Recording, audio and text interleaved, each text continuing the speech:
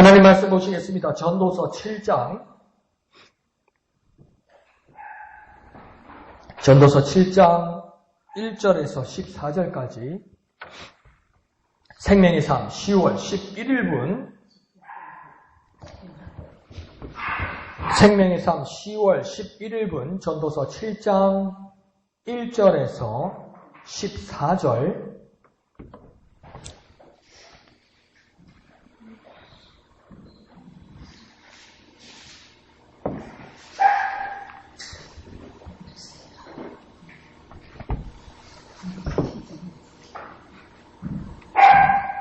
전도서 7장 1절에서 14절 다같이 한음성으로 읽겠습니다. 시작. 좋은 이름이 좋은 기름보다 낫고 죽는 날이 출생하는 날보다 나으며 초상집에 가는 것이 잔치집에 가는 것보다 나으니 모든 사람의 끝이 이와 같이 됨이라. 산자는 이것을 그의 마음에 들을지어다. 슬픔이 웃음보다 나음은 얼굴에 근심하는 것이 마음에 유익하기 때문이니라. 지혜자의 마음은 초상집에 있으되 우매한 자의 마음은 혼인집에 있느니라. 지혜로운 사람의 책망을 듣는 것이 우매한 자들의 노래를 듣는 것보다 나으니라. 우매한 자들의 웃음소리는 솔 밑에서 가시나무가 타는 소리 같으니 이것도 헛되니라. 탐욕이 지혜자를 우매하게 하고 뇌물이 사물함의 명철을 망하게 하느니라. 일의 끝이 시작보다 낫고 참는 마음이 교만한 마음보다 나으니 급한 마음으로 너를 바라지 말라. 너는 우매한 자들의 품에 머무름이니라. 옛날이 오늘보다 나은 것이 어찌미냐 하지 말라. 이렇게 묻는 것은 지혜가 아니니라. 지혜는 유산같이 아름답고 햇빛을 보는 자에게 유익이 되도다. 지혜의 그늘 아래에 있음은 돈의 그늘 아래에 있음과 같으나 지혜에 관한 지식이 더 유익함은 지혜가 그 지혜에 있는 자를 살리기 때문이니라. 하나님께서 행하시는 일을 보라. 하나님께서 굳게 하신 것을 누가 능히 곧게 하겠느냐. 형통한 날에는 기뻐하고 공고한 날에는 되돌아보라. 이 두 가지를 하나님이 병행하게 하사 사람이 그의 장래의 일을 능히 헤아려 알게 하지 못하게 하셨느니라. 아멘.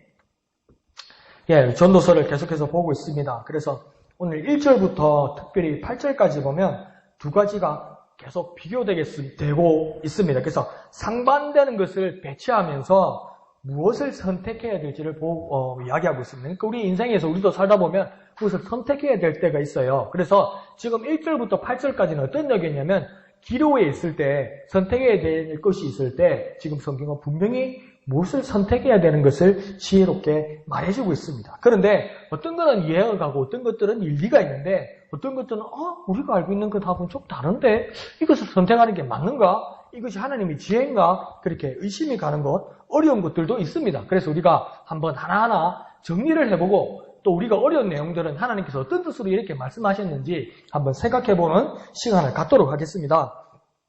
그래서 먼저 1절 상반절을 보면 어떤 말 두 개가 비교되고 있냐면 좋은 이름과 좋은 기름이 비교되고 있습니다.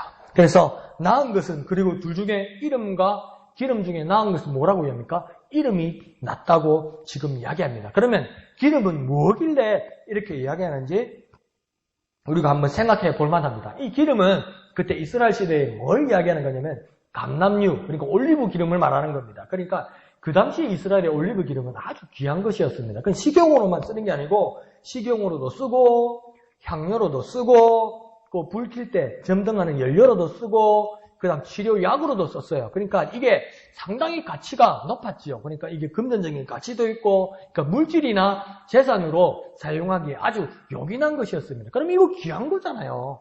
그 당시에 돈만큼 귀한 겁니다. 그런데 이것보다도 뭘 중요하다고 지금 저자는 이야기하냐면 이름이라는 것이 중요하다. 그 이름이라는 것은 뭐냐면 여기는 인격을 이야기합니다. 그러니까 어떤 걸 이야기하냐면 그 사람 이름만 되면 그 사람 이렇게 할 정도로. 그러니까 이름을 대면 그 사람이 이래야 되는데 이름을 대면 그 사람이 이래 되면 안 되는 거죠.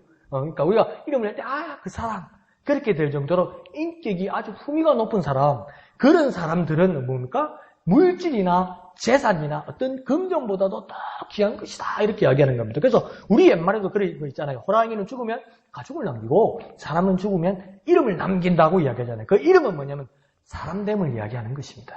그러니까 지금 저자는 뭘 말하는 거냐면 물질이나 재산이나 부요함보다 사람됨이 우선이라는 겁니다.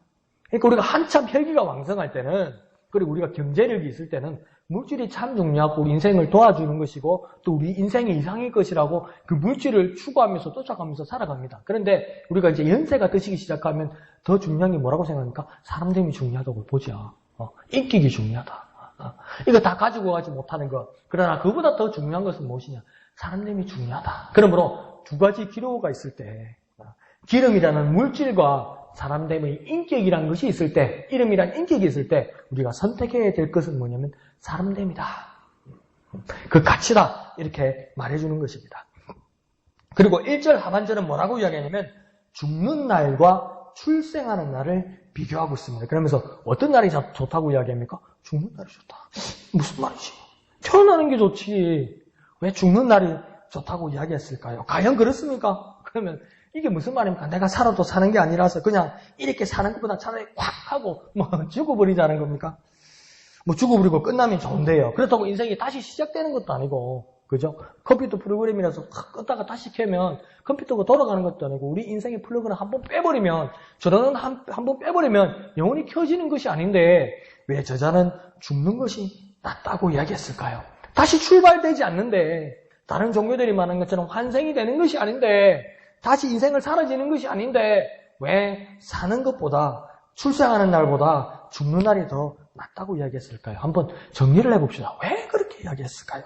여기는 큰 비밀이 있습니다.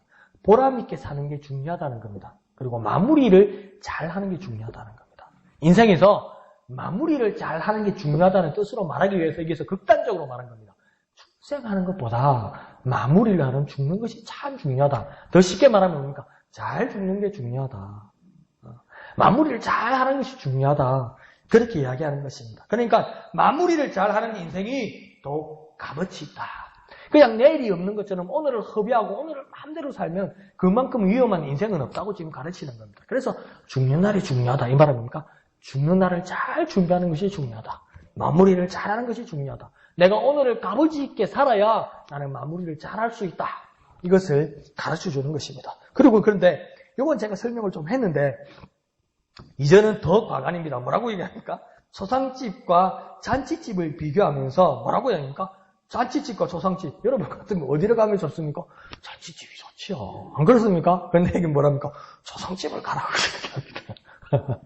초상집이 더 낫다. 왜 그럴까요? 우리가 이해가 잘 안 갈까 봐서 지금 2절에서는 설명을 합니다. 그 이유가 하반절에 넘는데 뭐라고 합니까? 마음에 담아둘 교훈이 있다. 어디에요? 초상집에 가면 마음에 담아둘 교훈이 있다. 이렇게 가르칩니다. 그러니까 다시 한번 이야기하면 모든 사람들은, 잔치는 없을 수 있어도 모든 사람들은 한 번씩 주인공이 되는데 어떤 주인공이 되냐면 초상집의 주인공이 됩니다. 우리 모두가 인생에 단 한 번, 한 사람도 예외 없이 초상집의 주인공이 됩니다. 그것을 염두에 두고 살아라는 겁니다. 그것을 준비하고 살아라는 것입니다. 그러니까 제가 재밌는 이야기를 한 달 전에 봤는데요.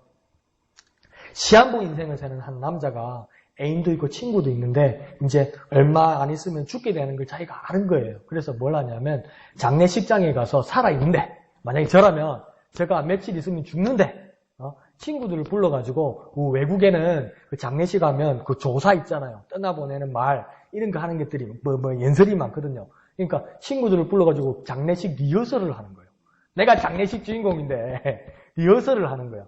연습을 하는 거예요. 여행 연습을. 그래서 네가 뭐라고 조사를 할 건지 한번 해보라는 거예요. 그래서 그런 이야기를 해요. 내가 장례식 주인공인데 내가 못 들으면 좀 그렇잖아, 그지? 그날? 그러니까 내가 미리 한번 들어보자고. 그렇게 이야기를 해요. 그게 아주 극단적인 이야기인데 나름 의미가 있는 이야기입니다. 이걸 뭘 이야기하는 거냐면, 나는 인생에 단 한 번 장례식의 초상집의 주인공이 된다는 겁니다. 누구도 예외 없이 그것을 염두에 두고 살아라. 그렇게 이야기하는 겁니다. 남녀노소 불문하고 항상 죽음을 준비하고 염두에 두고 지금 여기를 살아라는 겁니다. 죽으라는 것이 아니고 뭡니까?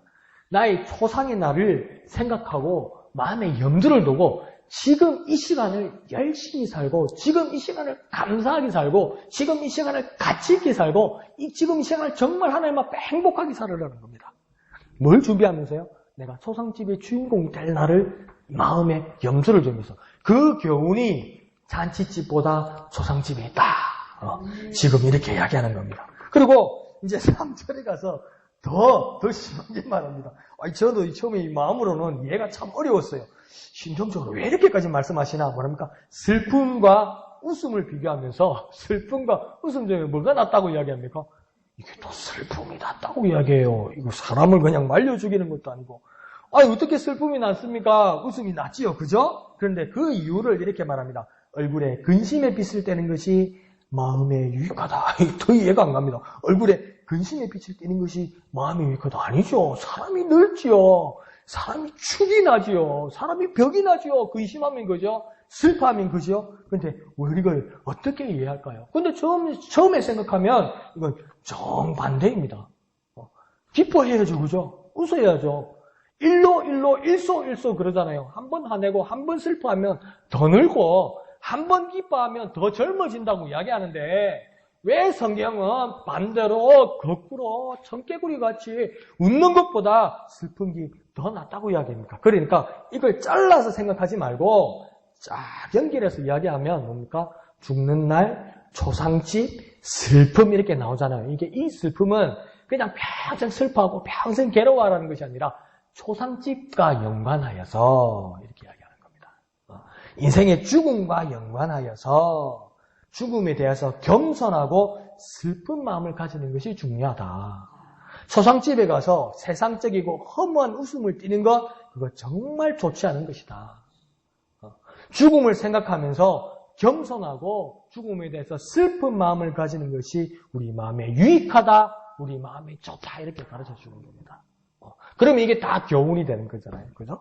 그렇게 이야기해 주는 겁니다. 그러면 이제 4절과 6절도 그렇게 하면 이제 정리가 됩니다. 초상집 때, 혼인, 책망하는 것 때, 노래 이런 것들을 다 두 개에서 구분 짓는 건 뭐냐면 지혜자와 우매자, 지혜로운 사람과 어리석은 사람을 계속 구분합니다. 그런데 지혜로운 사람들이 지금 바라보는 것은 세상적인 것 가치하고 다른 겁니다. 우리는 지혜롭다고 생각하면 똑똑한 사람이고 똑똑한 사람이면 날카롭고 날카로운 사람이면 예민하고 뭐 그렇게 보잖아요. 그런데 성경에서 말하는 지혜로운 사람은 어떤 사람이냐면 지혜로운 사람이면 겸손하고 사려 깊고 배려 깊고 남을 생각하는 사람이라는 거예요. 그게 지혜로운 사람이라는 거예요. 그러니까 성경에서 말하는 지혜로운 사람은 뭐냐면 머리보다는 뭡니까? 마음입니다. 마음. 남을 생각하는 마음. 그게 정말 지혜로운 사람이다. 그러면 우매한 사람, 어리석은 사람은 뭐냐? 쾌락과 일시적인 즐거움만 탐닉하는 거다. 그러니까 이기적인 사람이라는 겁니다. 내 쾌락, 내 즐거움, 내 욕심, 내 기쁨만 찾는 사람, 이런 사람은 우매한 사람이고 어리석은 사람이다. 이렇게 이야기하는 겁니다. 그래서 7절에서도 그렇게 이야기합니다. 우매한 자가 이런 잘못을 하는 것은 다 무엇 때문이라고 합니까? 탐욕 때문이다. 욕심 때문이다. 지나치게 탐하는 욕심, 그 욕망이 사람을 둔하게 하고 어리석은 사람으로 만들어버리게 되는 겁니다. 그러니까 욕심이요. 욕심으로 끝나는 게 아니고 욕심을 가지게 되면 이 탐욕을 가지게 되면 내가 둔하게 된다는 겁니다. 그러니까 이거밖에 안 보게 된다는 거예요. 그러니까 우리의 가장 기본적인 탐욕이 뭐냐면 식욕이거든요. 식욕. 아침에도 말씀드렸지만 이 식욕은 자기 자신을 모르게 해요. 이 맛있는 게 오면요. 자기 자신을 모르게 해요. 계속 입에만 당기는 것만 계속 먹는데 머리와 입은 즐거운데 뭡니까? 배는 불러오면서 뭡니까? 이게 빵빵하고 막 가스가 차가지고 막 몸을 거동을 못하고 막 괴로워요. 손가락을 어서 그러잖아요. 그게 사람이라는 거예요. 그러니까 그 식욕이라는 지나친 탐욕이 뭡니까? 나를 어둡게 하고 나를 어리석게 하고 다른 걸 보이지 않게 한다는 거예요. 그게 한 예거든요. 그런데 모든 우리 삶의 전반에 식욕뿐만 아니라 모든 욕심들이 우리를 어리석게 하고 보이지 않게 하고 우리를 무너뜨리게 된다는 겁니다. 그러니까 이 탐욕을 무너뜨리고 내 개인적인 욕심과 이기심과 탐욕을 무너뜨리고 남을 생각하고 배려하는 사람, 이런 사람이 지혜로운 사람이라는 겁니다. 그러니까 탐욕스러운 우매자나 지혜로운 사람이나 다 무엇의 문제냐면 머리의 문제가 아니라 마음의 문제들이라는 겁니다. 우리 누구나 하나님의 뜻을 받들면 지혜로운 사람이 될 수 있는 겁니다. 공부 잘해서 지혜로운 사람이 되는 게 아니고요. 마음이 온유한 사람, 마음이 하나님을 닮은 사람, 이 사람은 다 지혜로운 사람입니다. 그런 지혜로운 사람이 되시기를 예수님의 이름으로 축원드립니다. 그러면서 8절은 뭐라고 이야기하냐면 끝을 항상 염두에 두고 지금을 살고 교만하게 탐욕을 추구하기보다는 참는 마음으로, 곧 절제하는 마음으로, 인내하는 마음으로 살아가라. 이렇게 이야기하는 겁니다.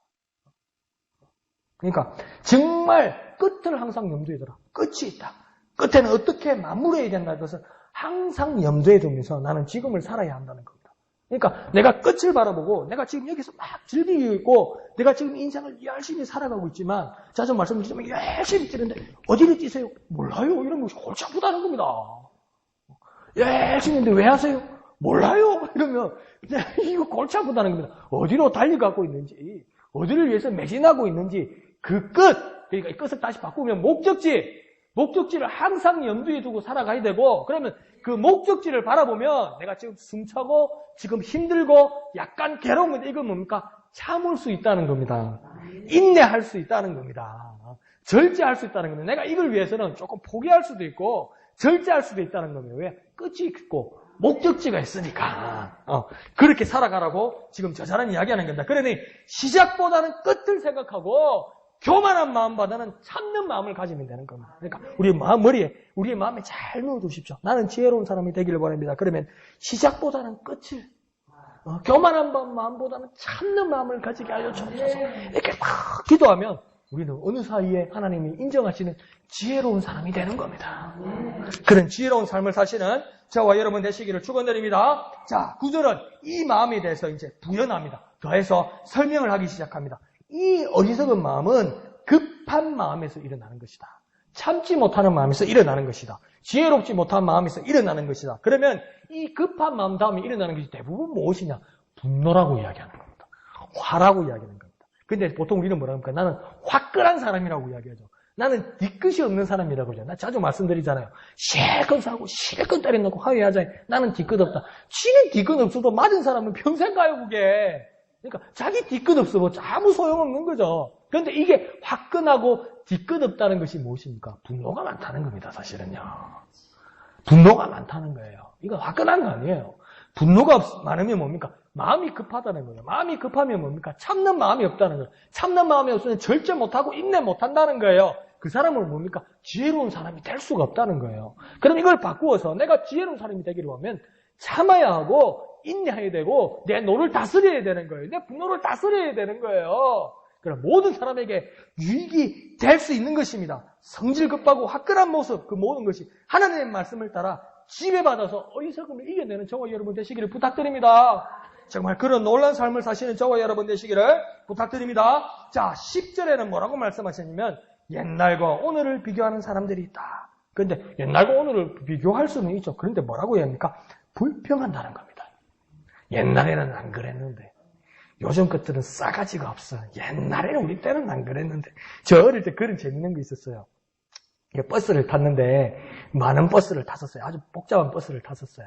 그래서 제가 저 자운동에서 여자동까지 가는 지금 163번을 탔었는데 우리 친구가 앉아 있었어요. 그건 몰랐어요. 우리 때는 그래도 좀 예의가 있지 않습니까? 애들이. 그런데 몰랐어. 근데 할아버지가 탁 타면서 그러는 거예요. 야! 니 어디 가노? 이러는 거예요. 여자동요. 일나라 나는 마산 간다. 이러더라고요. 그 애가 무안해서 일어났죠. 그러면서 요즘 것들은 싸가지가 없었어. 이랬었더라고요. 근데 그러면서 뭡니까? 옛날에는 좋았는데 이러면서 불평하지 마라고 이야기합니다. 불평하는 것은 지혜로운 것이 아니다. 왜 그러냐면요. 피라미드가요. 지금 모세 시대에도 이집트에 피라미드를 짓고 그 앞에도 피라미드가 있었잖아요. 그럼 피라미드가 기원전 한 1500년에서 2000년 전에 있은 거고 지금으로부터 4000년 전에 지어진 게 피라미드예요. 이집트의 피라미드. 근데 그게 이집트 왕들의 무덤이거든요. 근데 그 무덤에 이제 여러 유품들이 있잖아요. 그 유품을 내서 보니까 여기 기록에 남아있더래요. 그러니까 4000년 전의 기록이요. 그 일기장에 뭐라 써놨는 줄 압니까? 요즘 젊은 것들은 싸가지가 없어. 이랬어 있더래요. 그러니까 똑같이 하는 말이에요, 그게. 어제 오늘 일이 아니에요. 그러니까 옛날에는 좋았는데 옛날에는 착했는데 요즘은 없다. 불평하지 말라는 겁니다. 그 불평은 지혜로운 것이 아니다. 어리석은 것이다. 이렇게 이야기하는 겁니다. 그러면 11절에 이 지혜는 어디에서 나오는 것이냐? 뭐라고 이야기합니까? 유산과 같이 귀한 것이다. 이게 뭐냐면 내가 노력하거나 내가 갈고 닦아서 생기는 것이 지혜가 아니라고 이야기하는 거예요. 그럼 우리는 어디서 오는지 알겠죠? 유산과 같다. 그러니까 내 공로로 받아들이는 것이 아니라 내 공로로 만들어내는 것이 아니라 유산과 같이 물려받는 것이다. 이 말은 뭡니까? 우리 엄마한테 받아야 되나? 우리 아빠한테 받아야 되나? 이게 아니라 뭡니까? 내 것이 아닌 것이 내게 온다는 겁니다. 그것이 지혜라는 겁니다. 그러니까 우리는 지혜를 그러면 가질 수 있겠네요. 왜요? 하나님께 구하면 되는 거죠. 내 것이 아닌 하나님의 지혜를 구할 수 있다고 이야기하는 겁니다. 그러면서 12절에 이 지혜는 뭐와 같다냐면 그늘과 같다. 이 그늘은 무엇을 이야기합니까? 보호막이나 백그라운드 같다. 이렇게 이야기합니다. 그러면서 이 지혜가 뭐냐? 이 지혜는 마치 지혜자의 지혜와 같다. 이건 무슨 말입니까? 지혜자에게 지혜가 있지요. 그런데 무슨 이 지혜는 지혜자의 지혜와 같다고 이야기합니까? 뭐냐면 내가 지혜자라고 이야기하면 내가 좀 똑똑하고요. 내가 좀 상받을 게 있고요. 내가 좀 학위가 있고요. 그러면 저 사람 똑똑한 사람이다. 이러면 뭡니까?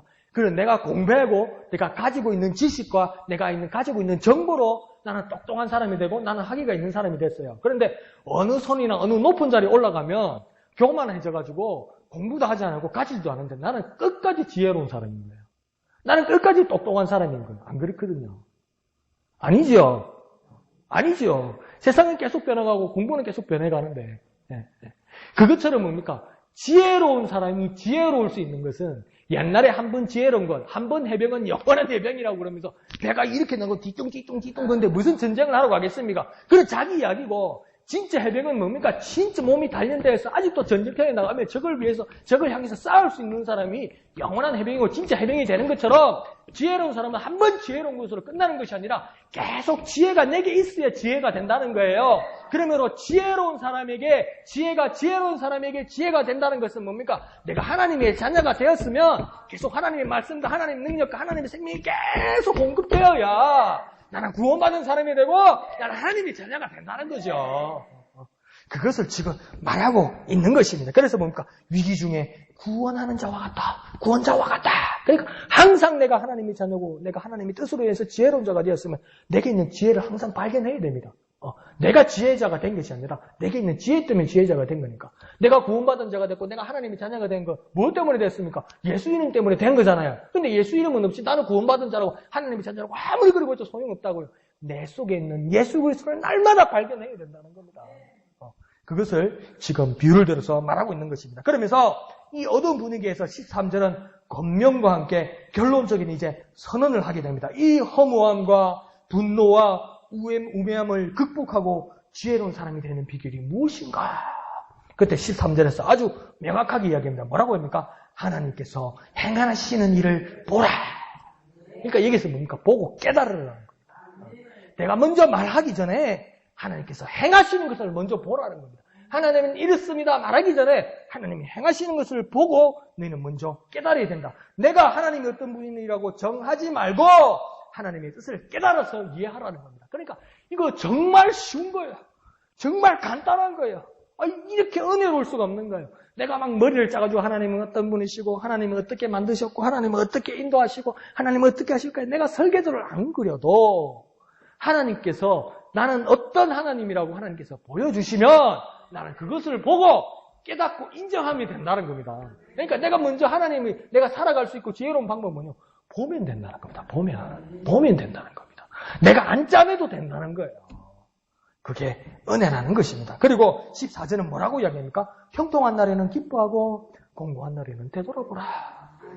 형통한 날에는 기뻐라. 야고보서에서 이렇게 말하죠. 너희가 기쁜 일이 있느냐? 그러면 찬양하라. 내게 슬픔과 어려움이 있느냐? 그러면 기도하라. 이거 같은 뜻이죠. 그러니까 우리가 정말 형통하고 즐거운 날에는 기뻐하고 정말 하나님께서 열어주신 길에는 내가 찬양하고 하나님 앞에 영광 돌리고 내가 공고한 날, 고난이 있을 때는 되돌아보고 기도하면 된다는 겁니다. 그러면서 이렇게 형통한 날과 공고한 날이 하나님이 병행하게 하신다. 이렇게 합니다. 이게 뭡니까? 함께 있게 하고 교차하게 하고 순환하게 하고 같이 있게 하는 겁니다. 그러니까 잘 나가다가 하나님이 왜 이러세요? 좋은 것만 나한테 계속 주시면 되지. 하나님이 왜 형통한 것과 함께 공고한 것, 고난을 주시는가? 근데 하나님은 뭐냐면 이게 돌고 돈다고 이야기하는 거예요.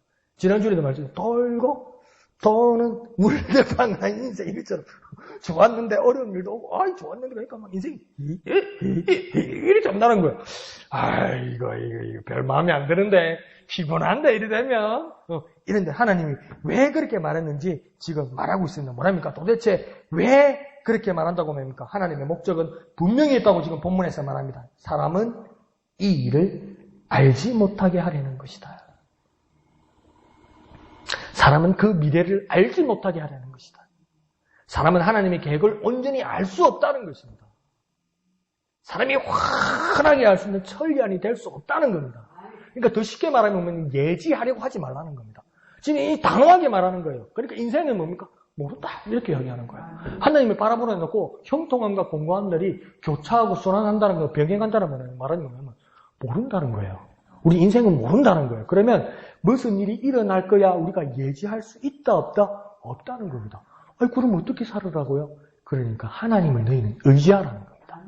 맞추려고 하지 말고 너희가 너희 인생을 맞추려고 하지 말고 전능하신 하나님을 의지하라는 거예요. 우리 인생에 해야 될 것은 예지하는 일이 아니라 의지하라는 것입니다. 그러니 하나님을 경외하고 의지하라고 이야기하는 것입니다. 예지하지 말고 의지하십시다. 예지하지 말고 의지하자. 한번 해볼까요? 예지하지 말고 의지하자. 예지하지 말고 의지하자. 예지하지 말고 의지하자. 어떤 분이 이렇게 말하면 김샌다는데 너는 막 은혜가 되는 거예요. 목사니까 뭘 막 복잡한 것도 풀어드리고 말씀드려야 되잖아요. 그러니까 왜 인생이 좋은 일도 있고 나쁜 일도 있고 이렇게 막 교차하고 막 섞이까라면 막 목사 머리에 막 여기 저기 갖다 대가지고 이거는 어떤 경로에서 이거는 어떤 모습으로 이거는 어떤 일본말로 어떤 각도로 해가지고 막 어떤 경로로 그래서 이거는 일어나는 거고 이것은 이거고 이것은 이겁니다. 막 목사 머리로 짜내야 되는데 그냥 딱 성경을 지금 뭐라고 이야기하냐면 오늘 보면 덮어라 이러면서 뭡니까? 짜내지 말고 의지하라구나. 하나님한테 다 맡기라. 이것보다 더 쉬운 게 없고 이것보다 내 마음이 더 가볍고 이것보다 더 큰 은혜가 없는 겁니다.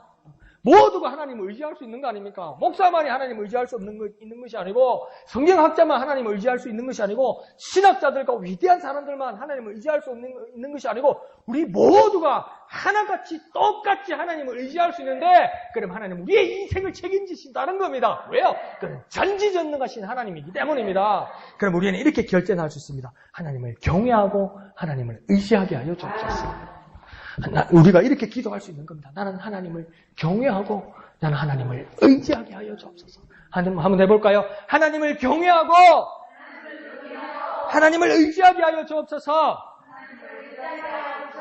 좀 유치하지만 저하고 같이 한번 해보실까요? 폼도. 하나님을 경외하고 하나님을 의지하게 하여 주옵소서. 하나님을 경외하고 하나님을 의지하게 하여 주옵소서. 그래서 지혜로운 사람, 능력의 사람, 하나님의 백성 되시기를 거룩하신 예수님의 이름으로 축원드립니다. 이 시간 기도하겠습니다. 나는 하나님을 경외하고 나는 하나님을 의지하겠습니다. 모든 것을 맡겨드리겠습니다. 모든 것을 주님께 맡기겠습니다. 주님의 이름 크게 한번 부르고 다 같이 기도합니다. 주여! 거룩하신 아버지 하나님 은혜를 감사합니다.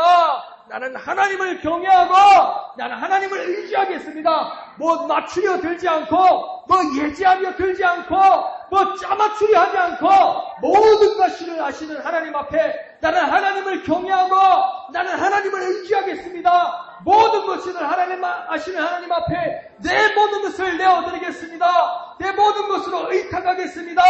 하나님을 경외하고 하나님을 의지하겠습니다. 하나님을 경외하고 하나님